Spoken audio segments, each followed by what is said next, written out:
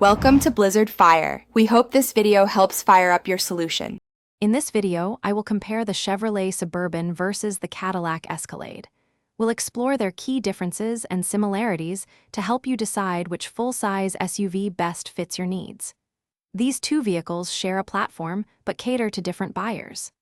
Let's dive into the details, from performance to luxury, and see how they stack up against each other.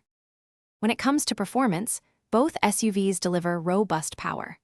The Escalade typically comes with a potent 6.2-liter V8 engine, providing strong acceleration. The Suburban offers more engine choices, including a fuel-efficient 3.0-liter turbodiesel. For ultimate power, the Escalade V stands out with its supercharged engine, offering significantly more horsepower than any Suburban variant. Hey everyone, quick break. If you're finding this comparison helpful, please hit that subscribe button and give us a like. Your support means a lot. On another note, make meal prep easy with these fantastic leak-proof containers. They're perfect for keeping your snacks and meals fresh, whether you're on the road or at home. Find the link and other deals in the description below.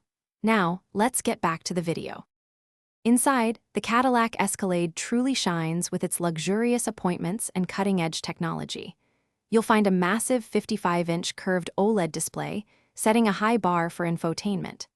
The Suburban, while comfortable, features a smaller 17.7-inch center screen.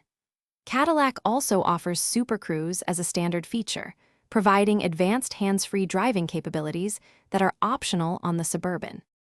For those needing ample space, the Suburban often has a slight edge in overall maximum cargo capacity.